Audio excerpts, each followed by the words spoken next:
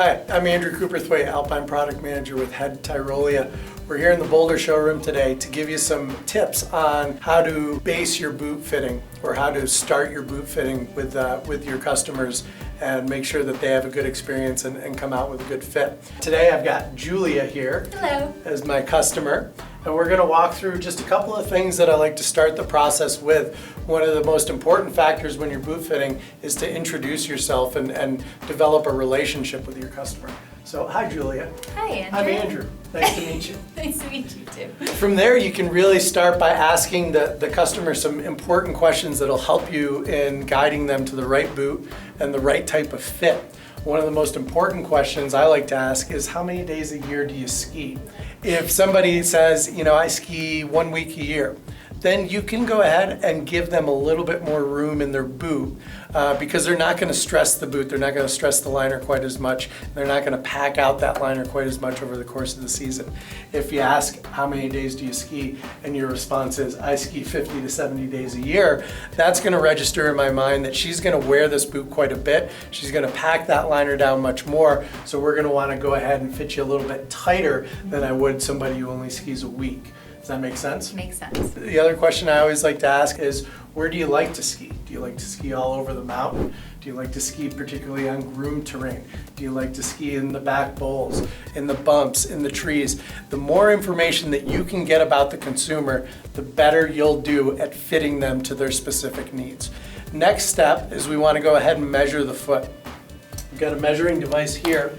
And Julia, if you can go ahead, let's keep you seated to start out with. That's actually great because the consumer is always going to want to start out by standing up. But I really like to have them start by staying seated. You look at the foot. Important aspect to have here is a ski sock on the foot. Not 2 layers of ski socks, 1 layer of ski sock. It's a great way to create an additional sail for you. So Julia's already in her ski sock. We're going to look at her foot in a seated position and we're going to take a measurement of it. Then I'm going to ask her to stand up and I'm going to look at how that foot changes shape when it's standing versus when it's sitting, or weighted versus unweighted. So we can see that her length has grown and her width has grown. So this gives us a lot of information. A foot that grows significantly when it's weighted is a flexible foot, many times a pronated foot, and that can lead you into the discussion of a custom insole or a trim to fit type insole to help that customer keep a consistent fit within their foot. So now we know the foot shape and the length. We want to go ahead and pull out the proper size boot. And the most important factor when you're looking at the foot in relationship to the boot is shell sizing. And I always recommend, some people think it takes too long, it actually reduces the time spent on the floor with the consumer if you shell size, because you gather so much information from shell fitting somebody in a boot. So what we're going to do that shell fitting is we're going to pull the liner out of the shell, just use the shell, and you want to discuss with the consumer what you're going to be doing. So Julia, I'm going to take a look at your foot in the shell, because when your foot's in the liner and the shell, I have no idea on how your foot is fitting in relationship to the shell. Right. So this is giving me the information that I need to fit you better. Okay. So we're going to slip your right foot down into the shell, and I like to do 3 different views when I'm looking at the foot in the shell.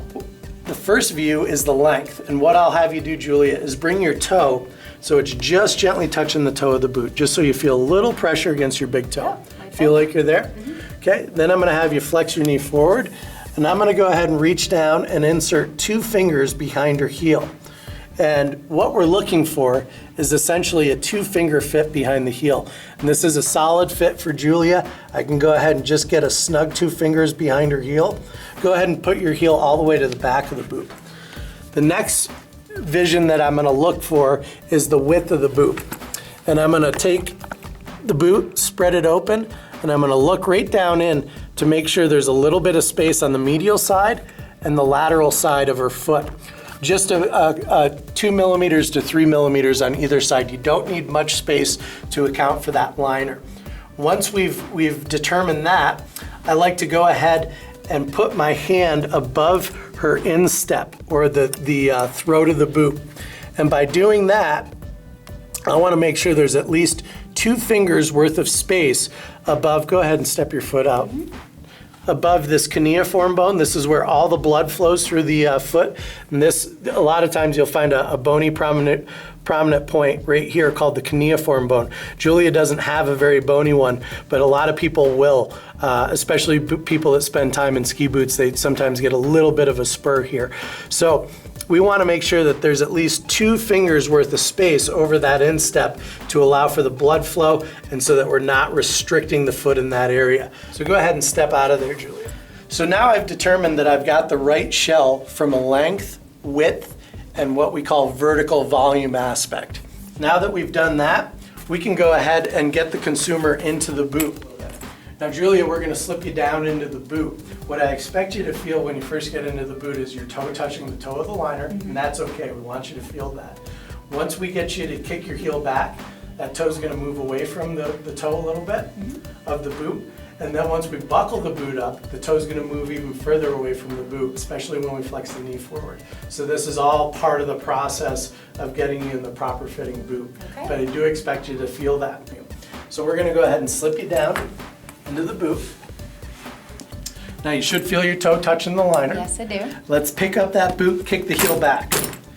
Always the best thing you can do when you first put your boot on, whether you're fitting the boot or you're doing it with your own boots personally. Go ahead and kick that heel back. That pulls the heel back into the heel pocket and brings the toe away from the toe of the boot. Gets you in the optimal position to start the day. I always like to start buckling from the top down. And we can go ahead, we'll adjust the macro ratchet here to the medium setting for Julia.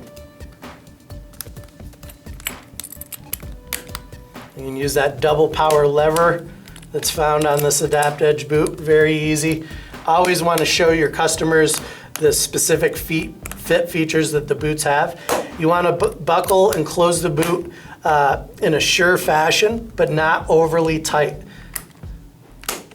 Now we're going to have you flex the knee forward, Julia. And when you flex the knee forward, you should feel your heel move back and the toe move away from the front. And those are all ideal things that the consumer should feel when you're fitting the boot. Some of the areas that you want to talk to them about is the heel pocket in particular. When you flex the knee forward, is that heel lifting up? Remember, the boot is only going to get bigger, and you want to convey that to the consumer, that we want the boot to feel snug, like a firm handshake when we're starting out with the fit. Because that boot's going to get bigger, if we start out with a boot that's sloppy or feels loose to begin with, it's only going to get looser and looser. So we want to make sure we have that nice snug fit, firm handshake around the foot, feel like we're grabbing the heel and the Achilles tendon without causing pain, but with holding the heel down. Does it feel like the heel's lifting up when you're flexing the knee forward? No. Okay. And then we should also feel like your forefoot is able to sit flat in the boot. It has, you feel contact around the forefoot, but we're not crushing the forefoot. We're not changing the shape of your foot. Exactly. Okay? Yep. And then when you flex the knee forward, you have a little wiggle room in the toes. Just a little bit. Great. Those are all aspects that we're looking for in the boot fit. From this point on, you can use, in relation to head, the adaptive fit mechanism. You can go ahead and do your heat fitting, whether it's the thermo heat fit liner or the perfect fit liner, and those will all help you to get the consumer even in a more comfortable fit. But these are just the basics that you can go through the consumer with. These are all things that you should do with every boot fit that you do. When you're a boot fitter, you should be thinking about repetition, always doing the same process with every customer that comes in. Boot fitting is all about experience. So the more experience that you gain, the more consistent that you are with every consumer, the better boot fitter you'll become.